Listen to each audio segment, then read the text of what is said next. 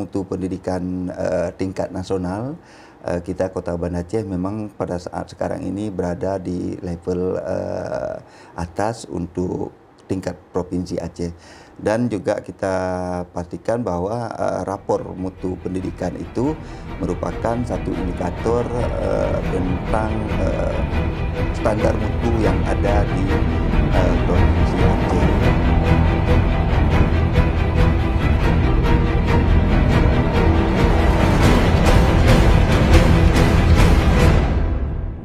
Assalamualaikum warahmatullahi wabarakatuh. Kembali lagi dengan saya Siti Aminah di channel PTM, tepatnya di episode ke-69 tahun keempat edisi Senin 15 April 2024. Bagi rekan yang belum subscribe, silahkan di-subscribe dan kita masih menunggu komentar yang positif dan membangun pastinya. Bagi rekan PTM, kali ini kita akan membahas tentang dunia pendidikan di Provinsi Aceh, khususnya di Kota Banda Aceh. Bagaimana kualitas pendidikan, apakah semakin terpuruk atau bahkan semakin meningkat atau terperbaiki. Baik, kita akan angkat tema kali ini tentang 2 tahun lalu pendidikan Aceh terpuruk. Benarkah mutu guru Kota Banda Aceh mulai bangkit? Bersama narasumber kita Sulaiman Bakri, SPD MPD. Beliau adalah Kepala Dinas Pendidikan dan Kebudayaan Kota Banda Aceh. Assalamualaikum Pak Bakri. Waalaikumsalam warahmatullahi wabarakatuh. Bagaimana kabarnya nih Pak? Alhamdulillah pagi ini baik. Hari ini ke PTM ya, kita akan berbincang tentu tentang tema kita bagaimana sebenarnya pernah ya di tahun 2022 Aceh terpuruk nih kondisi pendidikan. Kalau hari ini seperti apa Pak? Apakah semakin terpuruk dalam perspektif Pak Bakri ini sebagai Kepala Dinas Kota Pendidikan Banda Aceh? Baik Bu Siti Aminah, terima kasih atas kesempatan ini.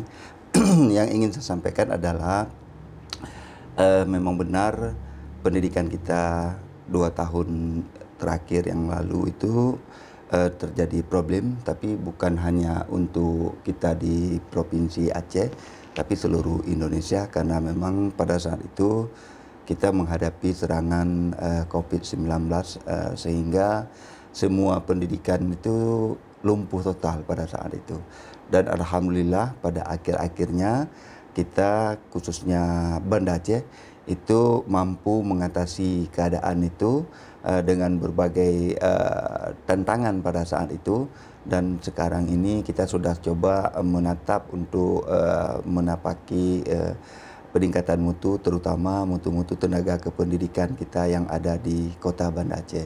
Oke, untuk mutu sendiri atau dari segala aspek nih Pak Bakri, apakah memang pendidikan di Kota Banda Aceh sudah cukup menjadi role model untuk kabupaten lainnya?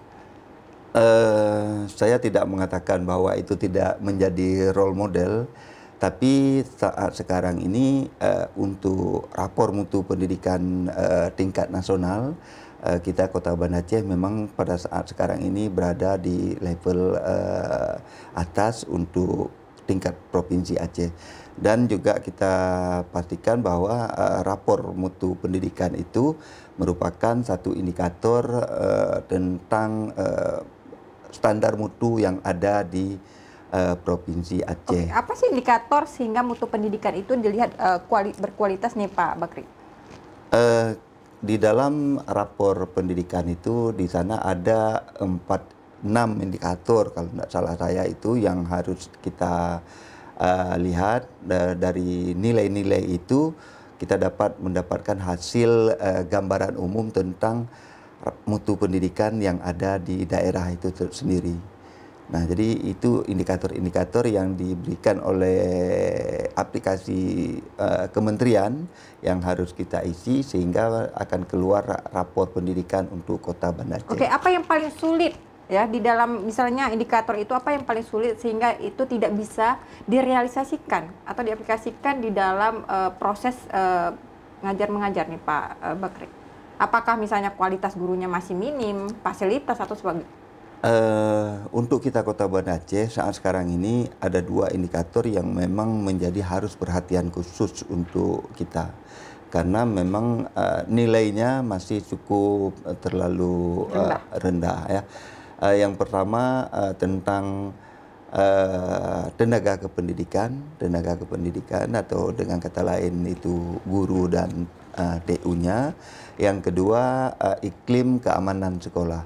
Nah, ini merupakan 2 PR besar untuk Kota Banda Aceh yang sedang kita targetkan. Pertanyaannya, apa masalah gurunya? Apakah memang kualitasnya terpuruk, mutunya terpuruk untuk gurunya, atau tidak cukup tenaga kependidikannya, atau memang sudah tidak ada daya kompetisinya nih Pak Bakri? Kalau misalnya Anda bilang tadi rendah ya, atau sangat minim, dari aspek apanya? Kita bukan katakan sangat minim, tapi itu menjadi pusat perhatian kita karena berdasarkan rapor mutu di antara 6 indikator itu, nilai dari indikator itu yang paling di bawah di antara yang lainnya. Nah, seperti itu. Artinya mutu gurunya nggak berkualitas? Bukan tidak berkualitas, tapi harus ada peningkatan untuk ke depan. Nah, seperti itu. Contohnya dari misalnya tidak berkualitas atau ada peningkatan dalam aspek mengajarkah ataupun apa? Apa masalahnya sehingga gurunya seperti itu? Apakah memang tidak cukup diberikan pelatihan atau tidak sesuai rekrutmen atau seperti apa nih Pak Bakri? Tidak, dia kan begini dia. Pendidikan ini cukup dinamis dia, cukup terjadi perubahan-perubahan ya. Perubahan-perubahan itu berdasarkan pendidikan saat sekarang. Nah, pendidikan saat sekarang ini kan kita sudah melaksanakan program Merdeka Belajar. Ada di sana guru penggerak, sekolah penggerak, kepala sekolah penggerak. Nah, ini adalah pendidikan-pendidikan zaman sekarang, yang model-model sekarang. Nah, ini harus kita sikapi dengan cepat. Nah, perubahan antara yang lama dengan yang baru ini, nah itu yang harus segera dengan cepat untuk kita ambil tindakan untuk menyesuaikan diri dengan kebutuhan sekarang ini. Nah, seperti itu. Mungkin guru-guru yang memang sudah agak generasi X kali ya, guru-guru yang memang kelahiran 69 atau 70 mungkin agak susah beradaptasi dengan perubahan kurikulum, maksud Anda? Sebenarnya bukan susah beradaptasi, tidak juga susah beradaptasi. Ada nggak kemauannya itu dia. Kalau memang ada kemauan pasti bisa. Oke, dari kacamata Anda nih Pak Bakri, apakah memang guru di Kota Banda Aceh yang misalnya kita nggak berbicara masalah generasi yang muda ya gurunya, tapi yang lama, apakah memang mereka sulit beradaptasi atau memang tidak mempunyai kemauan yang seperti Anda sebutkan tadi? Kita kan ada tipikal guru kita nih, ada beberapa segelintir guru-guru kita yang memang mereka itu sudah sudah mentok istilahnya ya, sudah habis ininya. Habis gitu masa ya. apanya nih maksudnya? Masa pensiunnya atau gimana nih Pak Bakri? Istilahnya bagaimanapun yang mau kita support, bagaimanapun yang mau kita pressure, mereka itu tetap nyaman dengan situasi dan kondisi yang sudah mereka dapatkan. Itu, ya. Nah, ini yang kita cari solusi sehingga mereka itu tidak mengganggu sistem. Nah, jadi ya tidak mengganggu sistem, kita sudah support untuk cepat, yang lainnya santai-santai. Nah, jadi jangan sampai mengganggu sistem itu sehingga kita cari solusi untuk guru-guru yang muda, apalagi guru-guru P3K sekarang ini ya luar biasa cepatnya dengan sistem sekarang ini, sehingga mereka itu tidak menjadi contoh bagi yang sudah senior. Nah, seperti itu. Berarti guru P3K hari ini sudah sangat terbantu lah ya untuk Oh iya, pasti. Ya, guru P3K sekarang kan selain energik dan juga untuk memenuhi kebutuhan kekurangan guru-guru kita. Nah, seperti Berarti itu. Bapak menyebutkan bahwa guru PNS belum nggak energik nih? Nah, kita tidak dikatakan tidak energik karena kebetulan guru P3K yang baru direkrut sekarang kan kayak gitu. Guru yang CPNS yang terbaru ini juga cukup bagus-bagus. Luar biasa saya lihat ininya ya, pengetahuan tentang pendidikan zaman sekarang. Oke, Nah, Bapak sebagai Kepala Dinas Pendidikan dan Kebudayaan Kota Banda Aceh nih, berapa lama Pak Anda menjabat sebagai? Saya tahun ketiga ini. Ini tahun artinya sudah legend ya, sudah legend ya, udah mengetahui seluk beluk nih. Background saya memang dari pendidikan. Saya berasal dari guru pertama, dari guru jadi kepala sekolah, jadi kepala bidang. jadi sekdis dan sekarang Oke, selain itu Pak Bakri ya, selain guru tadi yang memang agak ada yang melempem, ada yang memang nggak mau beradaptasi, ada yang memang tidak mau berkompetisi. Selain itu yang membuat Anda gregetan sebagai kepala dinas, mungkin apa yang harus dirubah nih di pendidikan Kota Banda Aceh terutama? Saya mengatakan bahwa begini, mengurus pendidikan itu tidak bisa oleh satu orang. Oke. Ya, enggak bisa, oh ini ngurus pendidikan diurus oleh Dinas Pendidikan Kota Banda Aceh. Itu nggak akan mungkin. Kenapa? Karena mengurus pendidikan ini adalah mengurus dari segala aspek. Ya. Harus kita urus dari segala aspek. Ya. Jadi kalau hanya orang Dinas Pendidikan yang memikirkan tentang pendidikan, ini nggak akan mungkin, kalau menurut saya ya, prinsip saya, nggak akan mungkin bisa sanggup kita atasi. Kenapa? Karena memang butuh dukungan dari pihak-pihak lain untuk mendapatkan pendidikan itu yang bermutu. Oke, apakah ada intervensi, misalnya dari dinas provinsi? Itu memang seharusnya seperti itu, ya, memang seharusnya seperti itu kan. Dinas kabupaten kota ini kan di bawah kewenangan koordinasi dengan provinsi juga, harus ada koordinasi dengan dinas selama ini provinsi. Apakah sudah akur koordinasinya antar kabupaten, antar provinsi seperti apa Pak? Sepertinya agak susah sekali menjelaskannya.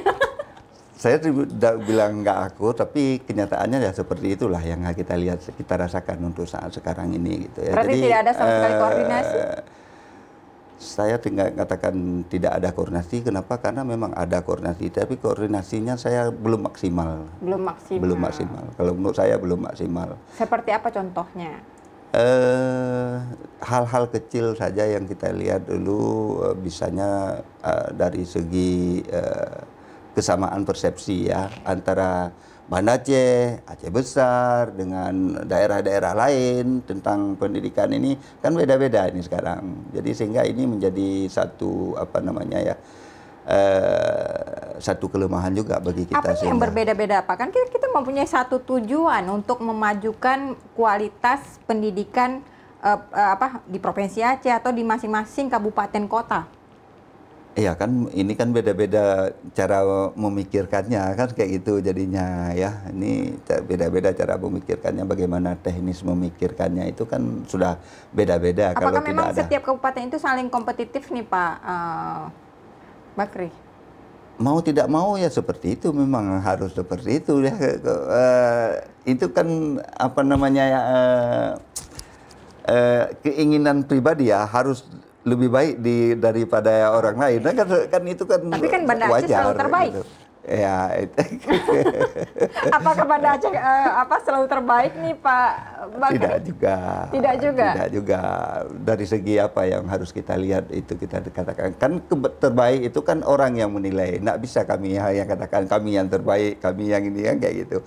Orang lain bisa menilai, bisa melihat bagaimana perkembangannya pendidikan untuk saat sekarang. Di Kota Banda Aceh sendiri, karena ini kan center nih pusatnya ya ada di Kota Banda Aceh. Tentu ini bakalan jadi role model apapun bentuknya. Tapi jika melihat case misalnya Pak Bakri ya, berapa persen sih kira-kira nih Pak Bakri ada anak SD yang nggak melanjutkan lagi mungkin karena keterbatasan dan sebagainya ke SMP, atau anak SMP yang tidak lagi melanjutkan ke SMA? Berdasarkan data kita yang kita temui, yang kita rilis beberapa waktu yang lalu tahun 2022, itu untuk Kota Banda Aceh hampir tidak ada anak-anak yang tidak tidak bersekolah melanjutkan ininya. Ini dibuktikan. Tidak ada sama sekali, zero Pak Bakri? Tidak dikatakan zero, tapi persentasenya tidak hampir, kita lihat berapa ya, saya 1% mungkin nggak nyampe ya? Ya lebih kurang seperti itu. Kenapa? Untuk angka harapan lama sekolah di Kota Banda Aceh ini terus membaik untuk saat sekarang ini.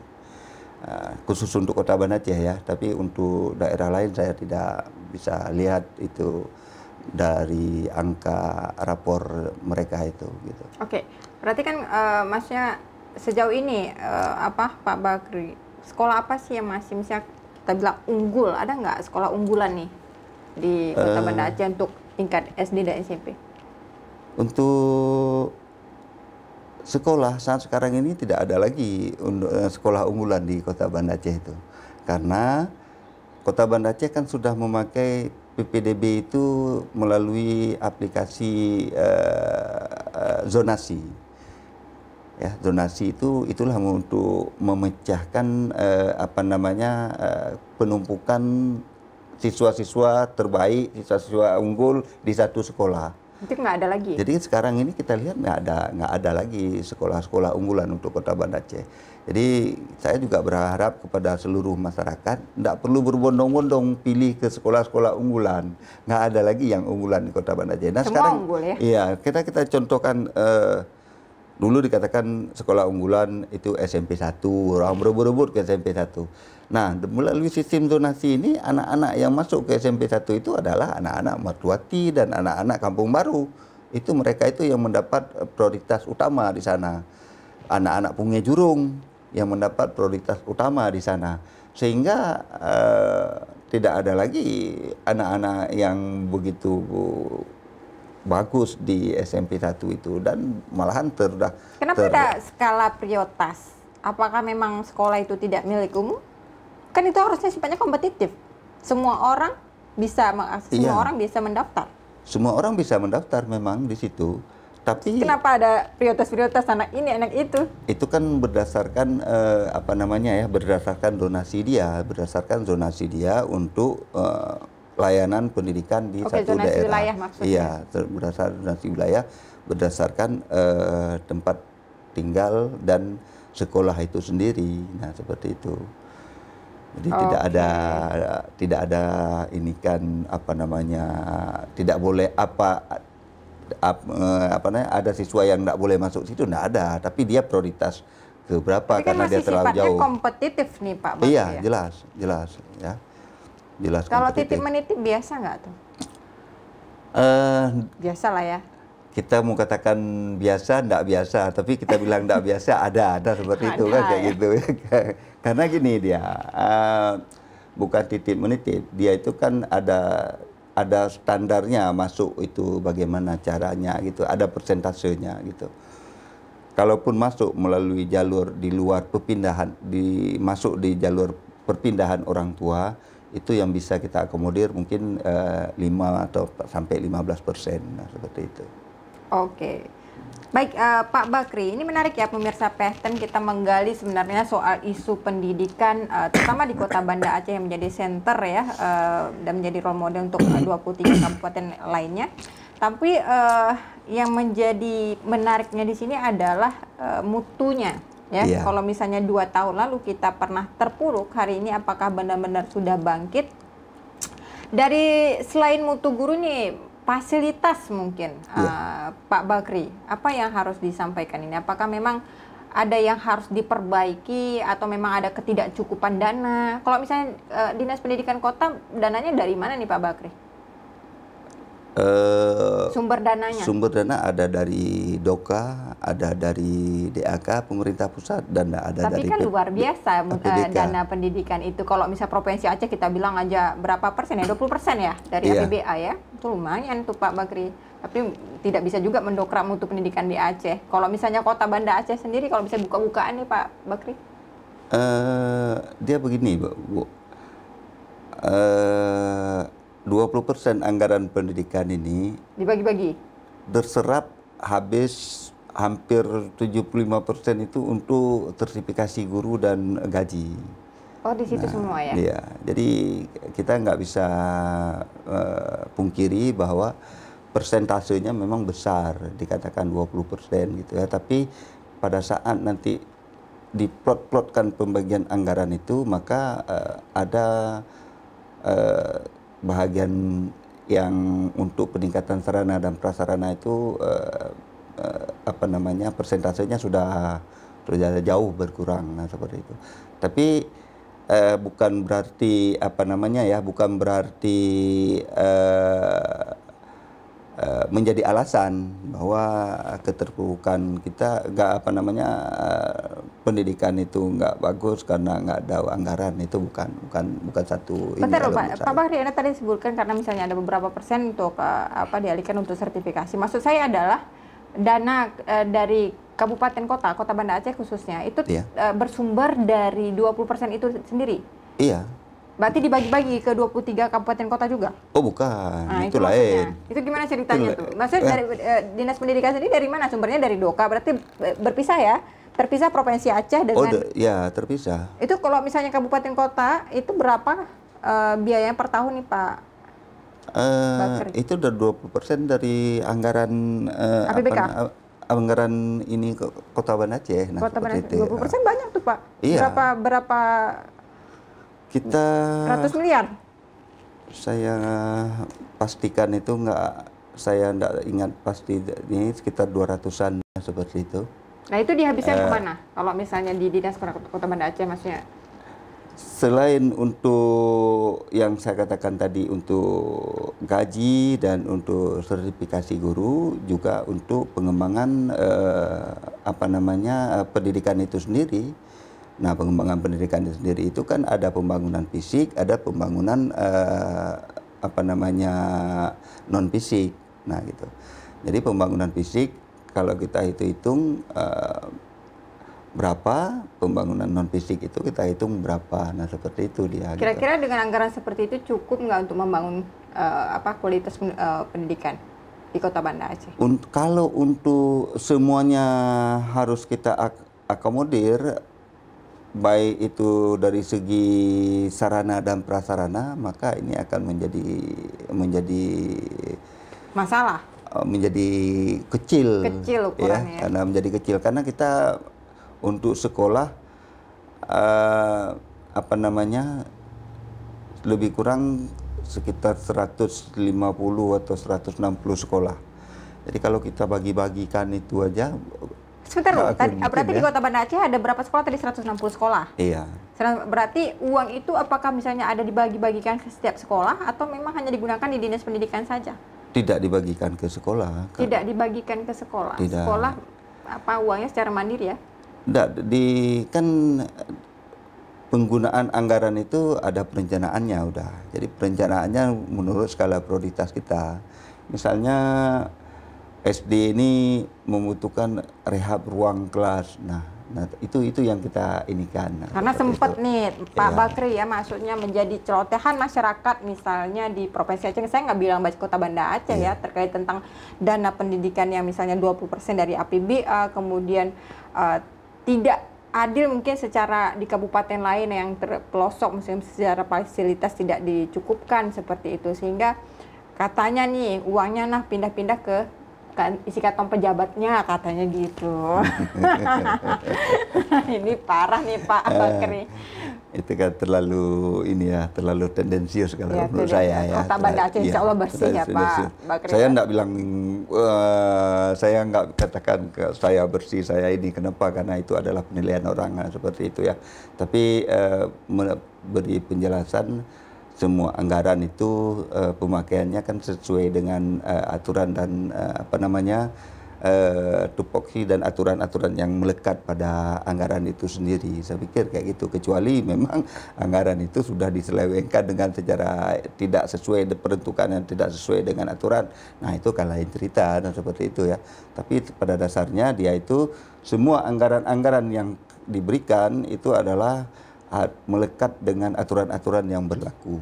Baik, terima kasih Pak Bakri atas penjelasannya terkait masalah ini. Tapi kita juga masih mempertanyakan tentang gonta-ganti kurikulum nih yang memberikan dampak, sehingga tadi Pak Bakri sempat menjelaskan bahwa mungkin ada guru yang sulit beradaptasi, atau bahkan saya juga mengamati nih Pak Bakri di beberapa sekolah kayaknya guru sibuk administrasi. Ya, malah lupa dengan situasi mengajarnya. Ini seperti apa nih? Apakah memang gonta-ganti kurikulum? Ya, ini bentar lagi kabinet juga berganti. Kita nggak tahu berganti kemarin itu dari kurikulum Kurikulum 13 kemudian ke Merdeka. Sekarang kurikulum apa lagi kita nggak tahu ya. Bisa nggak saya sebutkan kalau itu hanya sebagai ajang bisnis pendidikan Pak Bakri? saya tidak kapasitas menilai itu ya, tapi yang kami di daerah, kita di daerah, apapun yang diputuskan, yang sudah diapakan, kita akan melaksanakan sepenuh hati. Kami juga secara pribadi dan secara apa namanya ya, personal mengharapkan juga jangan ada gonta-ganti kurikulum seperti ini, karena memang kalau pergantian itu luar biasa apa namanya imbasnya gitu. Sekarang kita sedang giat-giatnya melaksanakan kurikulum merdeka.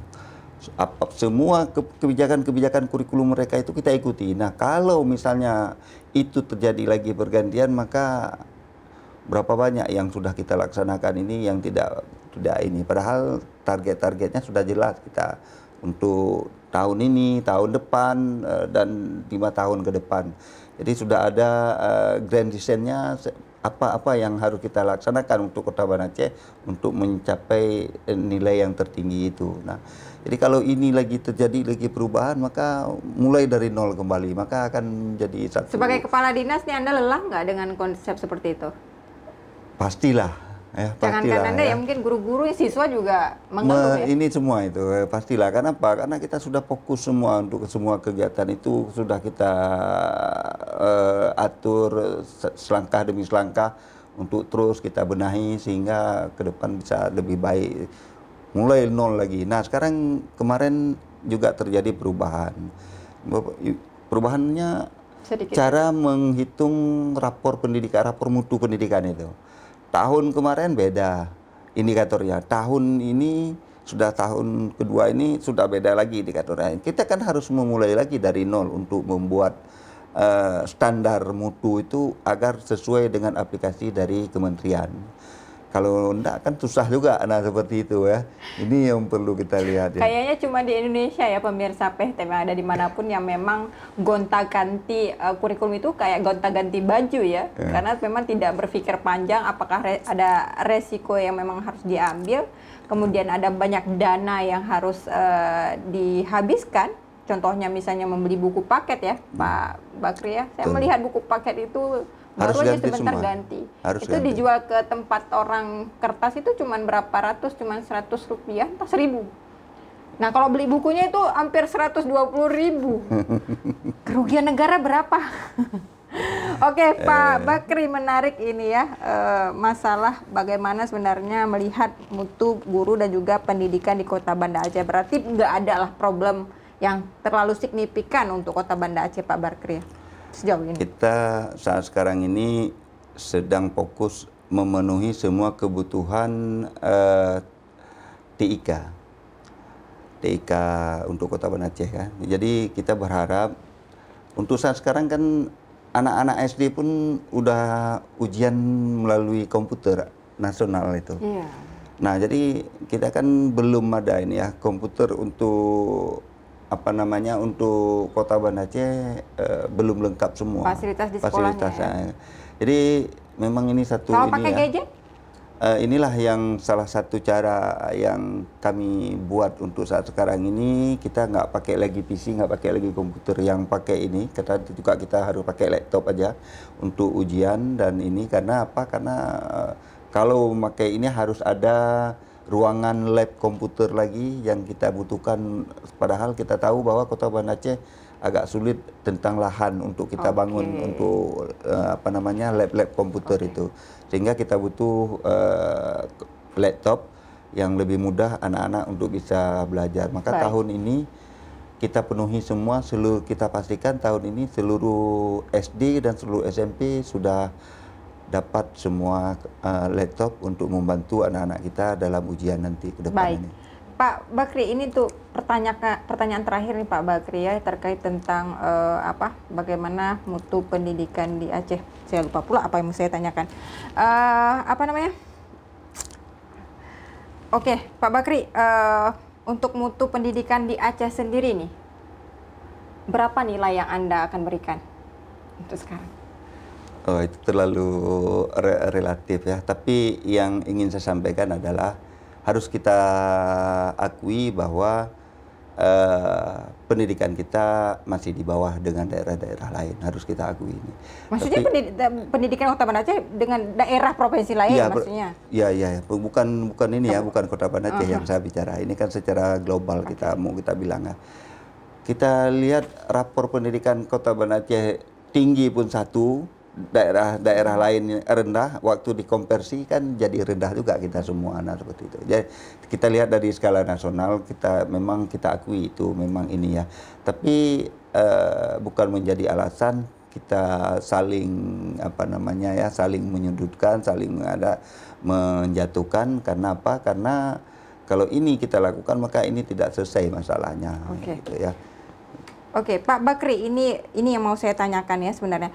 Berapa ini pasti ditunggu-tunggu sama pemirsa PEHTEM ini, karena memang sebentar lagi akan dibuka tes P3K, katanya jumlahnya yang sangat fantastis ya dari sebelumnya. Untuk Kota Banda Aceh sendiri berapa kira-kira diajukan untuk P3K nih Pak, khususnya guru? Apakah ada bocoran? Bocoran jumlah klarifikasi itu saya belum ada, tapi untuk jumlah yang diterima kalau tidak salah saya sekitar 200-an kalau tidak salah saya kemarin. 200 orang untuk Banda Aceh aja gitu. Tapi untuk provinsi saya tidak tahu berapa. Sedikit tuh Pak, kok 200 orang untuk guru Kota Banda Aceh? Kan itu sesuai dengan diajukan oleh dinas kan? Kita ajukan oleh dinas, guru, tenaga kependidikan atau tenaga TU, itu kita ajukan semua, nanti akan di-ACC oleh BKPSDM dengan keuangan. Pertanyaannya berapa jumlah yang Bapak ajukan sebagai dinas nih? Kita kemarin itu kita ajukan 160 atau 180 seperti itu kalau tidak salah saya. Tapi tadi 200 yang di ACC? Enggak, dari kesemuanya, itu kalau tidak salah saya Kota Banda Aceh itu sekitar 200-an, di 280 enggak tahu saya. Oke, berarti gitu. Jumlah yang guru aja yang saya katakan ini. Guru-guru aja ya. Dia pengajuan P3K itu kan bukan hanya guru dia. Iya, maksudnya tenaga non-tendik juga. Iya, dengan non-tendik juga. Gitu. Tapi kan itu ruang lingkup kinerja dinas untuk mengajukan berapa jumlah formasi yang akan itu. Terus di ACC kan oleh pusat nanti. Di ACC oleh pusat. Kan kita ajukan itu berdasarkan database Dapodik kita. Di sana ditahu dia berapa kekurangan guru, berapa ini guru. Setidaknya gitu. Kan guru-guru Kota Banda Aceh ada titik terangnya dulu, dapat informasi nih dari Pak Kadis ya, ternyata diajukan banyak, ada harapan seperti itu. Iya. Maksud saya seperti itu. Berarti nggak ada jumlah yang sangat signifikan ya Pak. Saya nggak bawa pula datanya ya, berapa yang kita ajukan seperti itu. Nggak apa-apa, berarti nanti bisa dicek lah di website pastinya Pak ya. Kalau misalnya berapa jumlahnya. Ini juga saya harus sampaikan bahwa keputusan akhir di dalam penentuan itu nanti itu adalah pemerintah Kota Banda Aceh nanti yang menentukan ini kemana, ini bukanya apa, nah seperti itu. Oke, nggak apa-apa lah, semoga ya guru-guru honor yang sudah terdata di Dapodik ya, kalau dinas pendidikan tentu nanti akan diberi ruang celah. Baik, Pak Bakri, sebagai closing statement silahkan sampaikan kepada pemirsa PEHTEM yang ada di rumah terkait tentang kualitas pendidikan di Kota Banda Aceh. Silakan Pak. Baik Bu Siti Aminah, terima kasih. Pemirsa, saya atas nama Kepala Dinas Pendidikan dan Kebudayaan Kota Banda Aceh mengharapkan kepada seluruh masyarakat, seluruh orang tua dan seluruh pemerhati pendidikan, mari sama-sama kita bergerak membantu pendidikan Kota Banda Aceh sehingga pendidikan Kota Banda Aceh betul-betul menjadi ikon baik di Provinsi Aceh maupun di seluruh Indonesia. Jadi saya berharap dukungan, saya berharap saran, masukan kepada Dinas Pendidikan untuk kemajuan pendidikan di Kota Banda Aceh. Saya pikir demikian dari saya, Bu.